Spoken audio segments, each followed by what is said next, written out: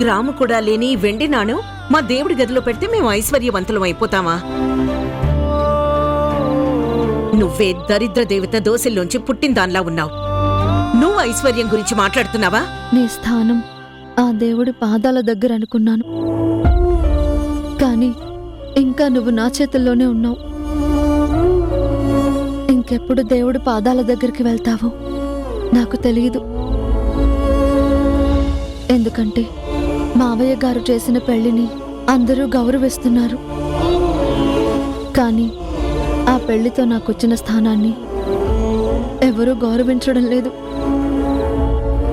నన్ను అసలు ఇంటి కోడలిగానే గుర్తించడం లేదు. నాకే గుర్తింపు లేదు. అలాంటప్పుడు నిన్నెలా గుర్తిస్తారు? ఇలాగే ఈ బాధని మోసుకుంటూ కన్నీళ్ళని చూపించుకుంటూ నా పుట్టింటికి వెళ్ళలేను. నేను సంతోషంగా ఉన్నానని భావిస్తేనే నా వాళ్ళు కూడా సంతోషంగా ఉంటారు. నేను కష్టపడుతున్నానని తెలిస్తే వాళ్ళు బాధపడతారు. అందువల్ల ఎట్టి పరిస్థితుల్లోనూ నా పుట్టింటికి వెళ్ళలేను.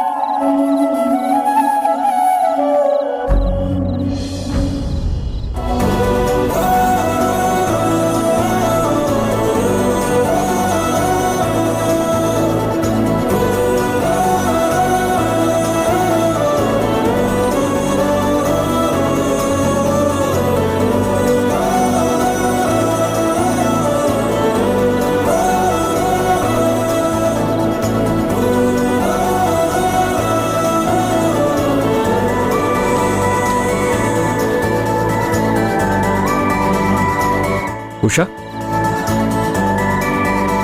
ఏంటా కాయిన్? ఇది నా పుట్టింటి నుంచి తెచ్చింది.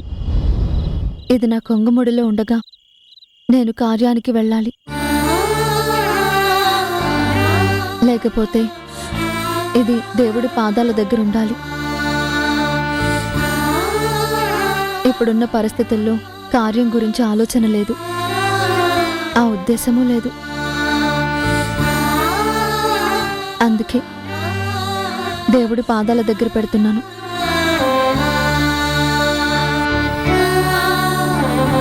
నేనొకటి అడగను? అడగండి. కొత్తగా పెళ్ళయింది, పక్కనే భర్త ఉన్నాడు, అయినా దగ్గరికి తీసుకోవడం లేదేంటి అని నీకు అనిపించడం లేదా?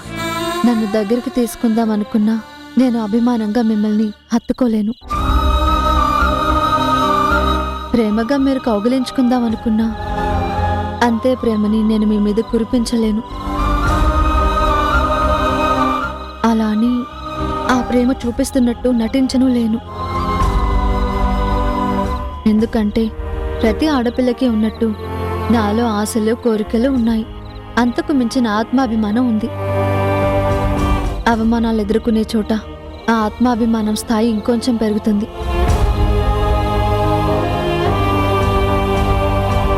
ఈ ఇంట్లో నా స్థానం నేను నిలుపుకోవాలని, నా స్థానాన్ని అందరూ గౌరవించాలని నా ఆత్మాభిమానం నాకెన్నో పాఠాలు చెప్తుంది. ఇలాంటి సమయంలో కార్యం గురించి, కోరికల గురించి ఎలా ఆలోచన వస్తుంది? మా నాన్న నా కోసం నిన్నే ఎందుకు సెలెక్ట్ చేశారో నాకు ఇప్పుడు అర్థమవుతుంది. నాన్న నీకు ఇచ్చే గౌరవం అమ్మ కూడా నీకు ఏదో ఒక రోజు ఇస్తుంది. నాన్న ఎంత గౌరవిస్తున్నారో అమ్మ కూడా అంతే గౌరవిస్తుంది. ఆ రోజు కోసం ఎదురు చూద్దాం.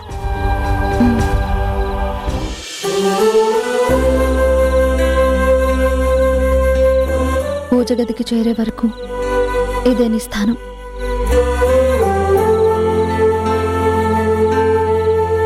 ఫ్రెండ్స్ ఫ్రెండ్స్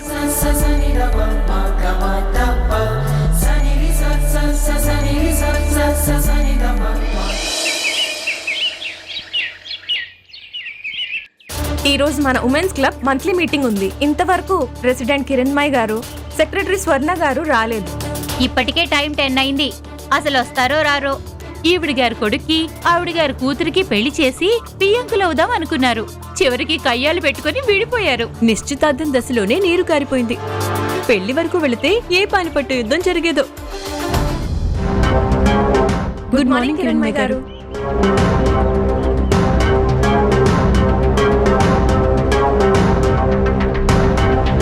అందరూ వచ్చారు, స్వర్ణ రాలేదా? మేమంతా కూడా అదే అనుకుంటున్నాం కిరణ్మయ్ గారు. అంత పెద్ద గొడవ జరిగింది కదా, మొహమాటంతో వస్తారో రారో అని. చాలా ఆపండి. మొహమాటంగా ఉండడానికి, మొహం చాటేయడానికి నేనే తప్పు చేశాను.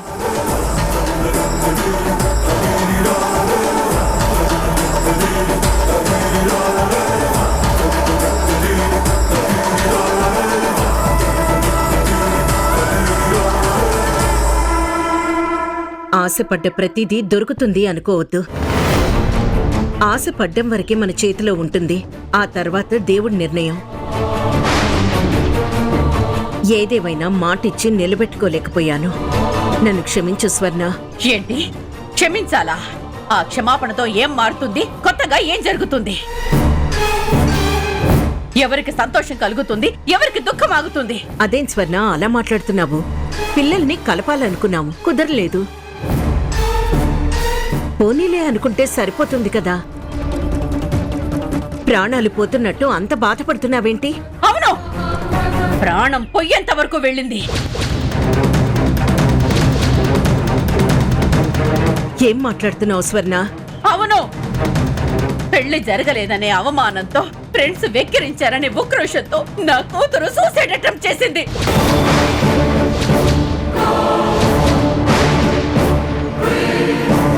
మా అదృష్టం బాగుంది కాబట్టి బ్రతిక బయటపడింది. లేకపోతే ఆ రోజు హాస్పిటల్ కి కాదు, శ్మశానానికి వెళ్ళవలసి వచ్చేది. ఐఎమ్ సారీ స్వర్ణ, ఇంత జరుగుతుందని నేనెప్పుడూ ఊహించలేదు. ఇప్పుడు నిషాకి ఎలా ఉంది? ఏం కాలేదు కదా? బానే ఉంది కదా? తల పగల కొట్టి మందు రాయడం అంటే ఇదే కిరణ్మయి. నువ్వు మాత్రం కొత్త కోడలి తెచ్చుకొని సంతోషంగానే ఉన్నావు. నా కూతురు మాత్రం కుమిలి కుమిలి ఏడ్చేలా చేశావు. అది కాదు స్వర్ణ. ఇక చాలా ఆపు, చాలా ఆపు, చాలా ఆపు, చాలా ఆపు, చాలా ఆపు. ఇప్పటి వరకు మనం స్నేహితులం. ఇక నుంచి మన మధ్య స్నేహం ఉందనే విషయం మర్చిపోదాం. స్నేహితులం కాదంటే శత్రువులమయ్యామంటావా? శత్రువులమే అయ్యామో కత్తులే దూసుకుంటామో కాలమే డిసైడ్ చేస్తుంది.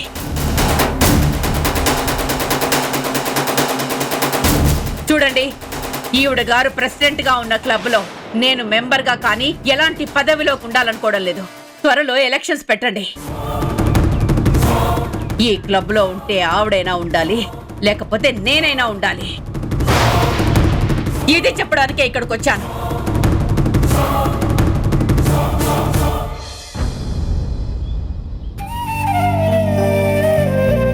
దేని గురించి అమ్మా అంతా ఆలోచిస్తున్నావు? ఏం లేదురా, కొత్త ఇల్లు, కొత్త మనుషులు, కొత్త పద్ధతులు, కొత్త అలవాట్లు. అక్కడ మన ఉషా ఎలా ఉందో ఏంటో అని. దానికేంటమ్మా, పెద్దింటి కోడలైంది, పుష్కలంగా సౌకర్యాలుంటాయి. ప్రతి దానికి పనివాళ్లుంటారు. పూచిక పుల్ల కూడా ఇక్కడి నుంచి తీసి అక్కడ పెట్టనవసరం లేదు. ఇక దాని జీవితం ఎంత అద్భుతంగా ఉంటుందో నువ్వే ఊహించుకో. సౌకర్యాలు ఎన్నున్నా సొంత మనుషులు పక్కన లేకపోతే ఇబ్బందిగానే ఉంటుందిరా. భలే దానివమ్మా, అలాంటి ఇంట్లో ఒక్క రోజైనా ఉండే అదృష్టం ఉంటుందా అని అందరూ ఎదురు చూస్తూ ఉంటారు. అలాంటిదా ఇంటికి నీ కూతురు కోడలుగా వెళ్ళింది. చిన్న చిన్న ఇబ్బందులు ఏమన్నా ఉంటే సర్దుకుంటుందిలే. అంతస్తుల మధ్య అన్నీ ఉంటాయనుకుంటే పొరపాటురా. అక్కడ సదుపాయాలు ఉండొచ్చు, కానీ సరదాగా ఉండే మనుషులు కూడా ఉండాలి. అప్పుడే దాని సంసారం బాగుంటుంది. మీరు భలే వారు నాన్న. మీరు ఇంకా పాతకాలం మనుషులాగే ఆలోచిస్తున్నారు. అన్ని సౌకర్యాలు ఉన్న ఆ ఇల్లు స్వర్గంలా ఉంటుంది. సరేరా, సౌకర్యాలుంటాయని నేరుగా స్వర్గానికి పోతావు మరి? ఓ కదా. ఊరుకోండి, కొడుకుతో మాట్లాడే మాటలేనావి? అక్కడికి వెళ్ళిన దగ్గర నుంచి ఉషా ఒక్క ఫోన్ కూడా చేయలేదు. అక్కడ దానికి ఎలా ఉందో ఏంటో అని నాకొకటే దిగులు. కొత్త కోడలు కదా, అడ్జస్ట్ అవ్వడానికి కొంత టైం పడుతుంది. టైం చూసుకుని అదే కాల్ చేస్తుందిలే. నాన్న, చెల్లి గురించి అమ్మ ఇంత దిగులు పడిపోతోంది. మీరేంటి దిగులే లేనట్టు అంత ధీమాగా ఉన్నారు? దేవుడి పాదాల దగ్గర దీపం పెట్టాక మళ్ళీ మన చేతులు అడ్డు పెట్టవసరం లేదురా. ఇది కూడా అంతే. అది కోడలుగా వెళ్ళింది మా ఫ్రెండ్ తేజ ఇంటికి. ఆ ఇంట్లో నీ చెల్లెలు క్షేమంగానే ఉంటుంది, సంతోషంగానే ఉంటుందన్న నమ్మకం నాకుందిరా. మీ నమ్మకం ఏమో కాని ఈ అమ్మ మనసు మాత్రం దాంతో మాట్లాడాలని ఆరాటపడుతోంది. వాళ్ళు కార్యం గురించి కూడా ఒక కబురు లేదు, కాకరకాయ లేదు. అసలు అక్కడ ఏమవుతుందో, అది ఎలా ఉందో మనం తెలుసుకోవాలి కదా. రాదా, ఊరికి ఎందుకు హైరాణ పడతావు? నువ్వే ఉషకి ఒకసారి ఫోన్ చేసి మాట్లాడొచ్చు కదా. వెళ్ళి ఫోన్ చేసి మాట్లాడు.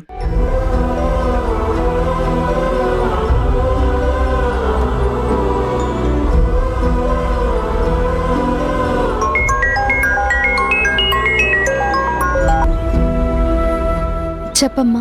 ఎలా ఉన్నావు ఉషా? అత్తారింట్లో కొత్త కోడలు ఎలా ఉంటుందో అలాగే ఉన్నాను. అంటే బావున్నట్టా బాలేనట్టా? అత్తగారు బాగా చూసుకుంటే బాగానే ఉంటుంది, ఆవిడగారు బాగా చూసుకోపోతేనే భారంగా ఉంటుంది.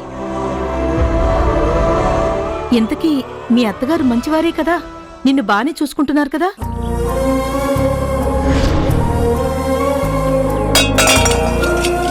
పచ్చని తోరణాలున్న ఇంట్లో చిచ్చు రేపావు, సంతోషాలు నెలకొనాల్సిన ఇంట్లో సుడిగుండాలు సృష్టించావు.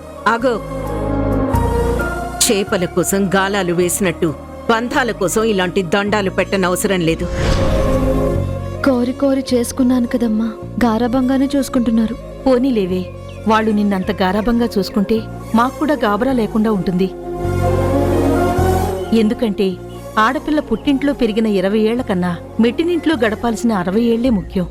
మంచిగా చూసుకునే అత్తగారు దొరికితే ఏ కోడలైనా అదృష్టవంతురాలే.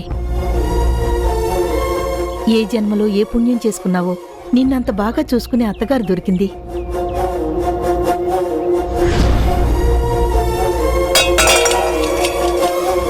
అవునమ్మా, మా అత్తగారు నన్ను చాలా బాగా చూసుకుంటున్నారు. ఆవిడ చూపించే అభిమానానికి అమ్మ ప్రేమని కూడా మర్చిపోతానేమో, అలా చూసుకుంటున్నారు. మరీ అంత వెటకారం అవసరం లేదే. ఎంత ప్రేమను పంచినా కూడా అమ్మని మర్చిపోవడం అంత సులువైన పని కాదు. ఇంతకీ నేనిచ్చిన ఆ వెండి కాసు దేవుడి గదిలో పెట్టావా? అలా పెట్టినందుకు వాళ్ళు నిన్ను మెచ్చుకున్నారా? ఇది దేవుడి దగ్గర పెట్టి మొక్కుకుంటే అత్తగారిల్లు ఐశ్వర్యంతో తొలతూగుతుందంట. నువ్వే దరిద్ర దేవత దోశల్లోంచి పుట్టిందాన్లా ఉన్నావు. నువ్వు ఐశ్వర్యం గురించి మాట్లాడుతున్నావా? నిన్నేనే అడిగేది. చాలా మెచ్చుకున్నారమ్మా. సరైన కోడలు, సాంప్రదాయం తెలిసిన కోడలని బాగా మెచ్చుకున్నారు. చాలే, ఈ మాటలు వింటూ ఉంటేనే నా కడుపు నిండిపోతుంది. అత్తారింటికి కొత్తగా వెళ్ళిన కూతురు ఇంత సంతోషంగా మాట్లాడుతూ ఉంటే ఆ తల్లిదండ్రులకి ఇంకేం కావాలి చెప్పు? ఇంతకీ కార్యం గురించి ఏమైనా మాట్లాడుతున్నారా? ముహూర్తాలు ఏమైనా పెట్టారా? ఏంటి ఏం మాట్లాడవు? అమ్మా, ఆ విషయాలన్నీ నన్ను అడిగితే నాకెలా తెలుస్తాయి? పెద్దవాళ్ళు చూసుకుంటారులే. అది కాదే, పెళ్ళైన తర్వాత కార్యానికి ముహూర్తం పెట్టడం చాలా ముఖ్యం. దాని గురించి నీకేమైనా చెప్పారేమో అని. అమ్మా, నేను చిన్న పనిలో ఉన్నాను, నేను మళ్ళీ కాల్ చేస్తాను. అమ్మ ఉషా,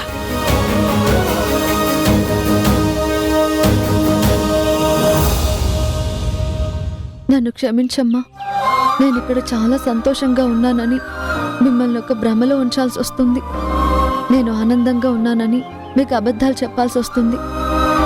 నన్ను క్షమించండి.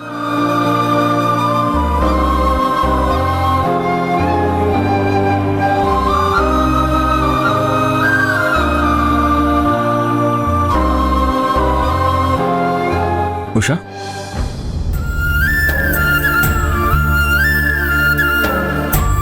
ఏడుస్తున్నావా? చిన్న చిన్న విషయాల్లో కూడా నేను ఏ రోజు మా ఇంట్లో అబద్ధాలు చెప్పలేదు. ఈరోజు ఇంత పెద్ద విషయంలో అబద్ధం చెప్తున్నాను. ఇక్కడ జరుగుతుంది చెప్పలేకపోతున్నాను. నా గుండెల్లో ఉన్న భారాన్ని తీర్చుకోలేకపోతున్నాను. అందుకే కాస్త బాధగా ఉంది. దీనంతటికీ కారణం నేనే కదా. నన్ను క్షమించు. మీరు క్షమాపణ అడగడం వల్ల, నేను క్షమించడం వల్ల ఇప్పుడు కొత్తగా జరిగేదేమీ ఉండదు. జరిగింది మారిపోయేది ఉండదు. అదేంటి అలా అంటావు? అంతే కదా. మీ పరిస్థితుల నుంచి మీరు తప్పించుకోవడానికి నన్ను పెళ్లి చేసుకున్నారు. కానీ నా పరిస్థితి గురించి మీరు ఆలోచించలేదు. నా పరిస్థితుల నుంచి నేను తప్పించుకోవడానికి నిన్ను పెళ్లి చేసుకున్నాను అనడంలో నిజం ఉంది. కానీ నీకు తెలియని నిజం ఇంకొకటి ఏంటంటే, నిన్ను బాగా ఇష్టపడే పెళ్లి చేసుకున్నాను. నీతో పెళ్లి జరిగితే మన భవిష్యత్తు బాగుంటుందనే నమ్మకంతోనే చేసుకున్నాను. నీకు ఈ విషయం ఆశ్చర్యంగానే అనిపించవచ్చు, కానీ అదే నిజం. నువ్వు నాతో ఫోన్లో మాట్లాడుతున్నప్పుడల్లా నేను చాలా హ్యాపీగా ఫీల్ అయ్యేవాడిని. నీ మాటల్లో మనసుకి నచ్చే అభిమానం ఏదో ఉండేది. నా మనసు కోరుకునే ఓదార్పు ఏదో ఉండేది. అందుకే నీతో గడిపే ప్రతి క్షణం నాకు నచ్చేది. నిన్ను ఇష్టంగానే పెళ్లి చేసుకున్నాను. అంతే ఇష్టంగా నిన్ను చూసుకుంటాను. ఈ విషయంలో మాత్రం నువ్వు డౌట్ పడద్దు. ఇక్కడ నా జీవితం ఎలా ఉండబోతుందో నాకు తెలియదు. కానీ నా జీవితం ఎలా ఉందో నా తల్లిదండ్రులకు తెలిస్తే వాళ్ళు ఏమైపోతారోనని భయంగా ఉంది. ఇంకా ఆ విషయం గురించి నువ్వు బాధపడొద్దు ఉషా. నాన్న మీ ఇంటికి వెళ్ళి మాట్లాడతానని చెప్పారు.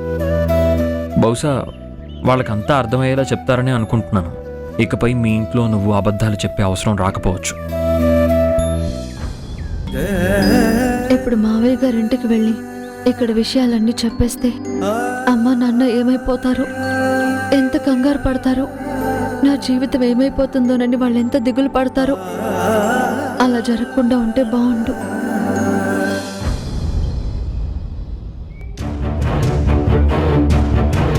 స్వర్ణ, నువ్వు ఆవేశపట్టంలో అర్థం ఉంది. నేను నిన్ను తప్పు పట్టడం లేదు.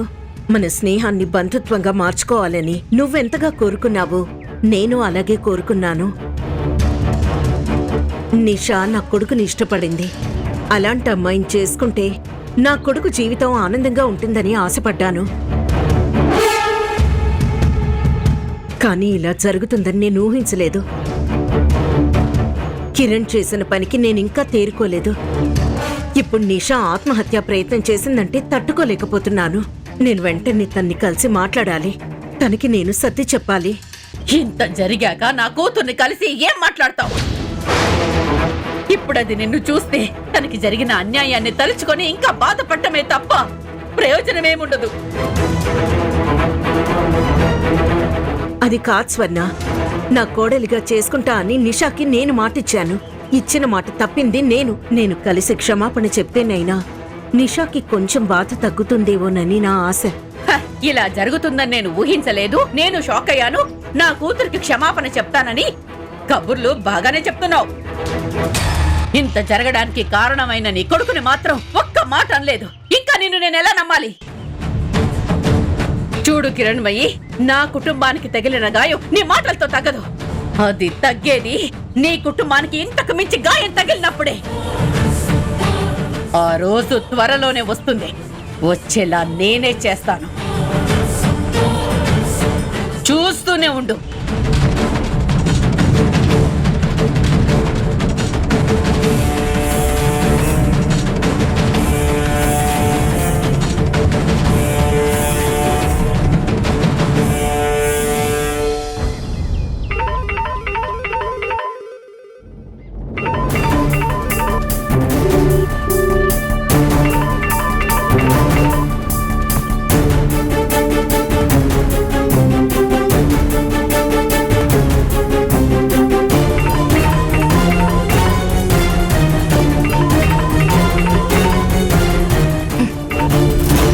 చెప్పండి ఆంటీ, ఇంకా ఎందుకు బతికున్నానా అని కనుక్కోవడానికి కాల్ చేశారా? నిషా, నీ మనసు నొచ్చుకుందని తెలుసమ్మా. కానీ దీనికి ఇంత పిచ్చి పని చేయాలా? నేను చేసిన పని మీకు పిచ్చి పనిలా కనిపిస్తుందే, మరి మీరు చేసిన పనిని ఏమంటారు? ఒక అమ్మాయిని నమ్మించి మోసం చేశారు. తనకి తీరని ద్రోహం చేశారు. మీరు చేసిన పనిని ఏమంటారు? ఐఎమ్ సారీ నిషా, నువ్వు కిరణ్ ఒక్కటవ్వాలని అనుకున్నాను, కానీ నీ ప్రేమ ముక్కలవ్వాలని ఎప్పుడూ అనుకోలేదు. ఒక్కటి మాత్రం నిజం, జరిగిన దాంట్లో నా తప్పేం లేదు. తప్పు జరిగిందంటే తప్పు జరిగింది. మీ కొడుకు నా ప్రేమని అర్థం చేసుకోలేదు. మీరు నా ప్రేమకి విలువివ్వలేదు.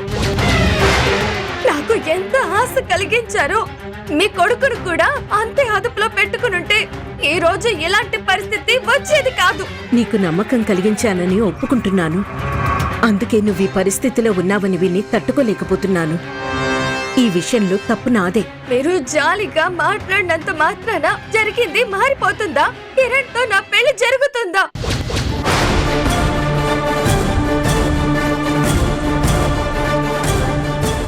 మ్యూజిక్ కంపోజర్ హంసధ్వని గారు తెలుసు కదా? నేను ఆయనకి పెద్ద ఫ్యాన్ని. ఈ రోజు సిటీలో ఆయన కాన్సర్ట్ జరుగుతుంది. మీకోసం పాసెస్ సంపాదించాను. వావ్ ఉషా, మామూలు సర్ప్రైజ్ ఇవ్వలేదు. చిన్నమ్మ గారితో కలిసి బయటకు వెళ్లారు మేడం. వాళ్ళని చూస్తూ ఉంటే ఎక్కడికో సరదాగా షికారుకి వెళ్తున్నట్టు అనిపించింది మేడం. నా కొడుకుని నాకు నచ్చినట్టు తీర్చిదిద్దుకుంటాను. దానికి ఎవరు అడ్డొచ్చినా వాళ్ళని వాడి దారిలో నుంచి తొలగించడానికి నేనే మాత్రం వెనకాడ్ను.